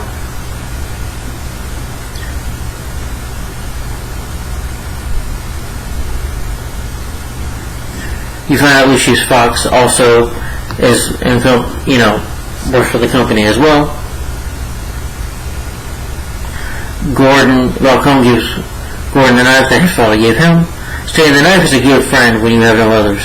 In the final scene, Bruce and Al find something in the study. Alfred says Snubbs so blind. They find a book with a device in it. Turn the fireplace. The season ends with Bruce and Alfred finding stairs behind the fireplace leading to a cave. Oh, a bat cave, I guess. But anyway, that's the end of it, with Alfred and Bruce finding the cave. At the end of that opens up with the fireplace, and that was cool. But overall, guys, that was Season 1 of Gotham. Now, before we get into 2 hours, I'm sorry, a very long video, but I'm going to go ahead and end it here and say Gotham Season 1 was great in my opinion. I love this season. I thought it was really good. Like I said, my issues were Barbara, and some of the stories weren't great. Some stories about the characters, like Selena Harvey, wasn't about them. It does have its issues. It's not perfect. But I love Season 1 of Gotham. I think it's great. I'm going to give it 5 out of 5 stars, yes. Despite some issues I have, I really think it's good. A really great story. I like the mobsters to it, I like how we see Jim Gordon start out, a young Jim Gordon and Harvey Bullock. And as I've seen how Penguin started out, I've seen how all the villains start out. I think they did good with this show, with this Batman prequel so far. So far, I'm enjoying Gotham. I'm loving it so far. The first season is great. 5 out of 5 stars and a thumbs up. So, guys, tell me in the comments down below, what do you think of Gotham Season 1, and what are your favorite episodes of Gotham Season 1? Let me know in the comments down below, and stay tuned for next weekend. What's next? I'll be giving my thoughts on favorite episodes of Gotham Season 2. So, Season 2 is next.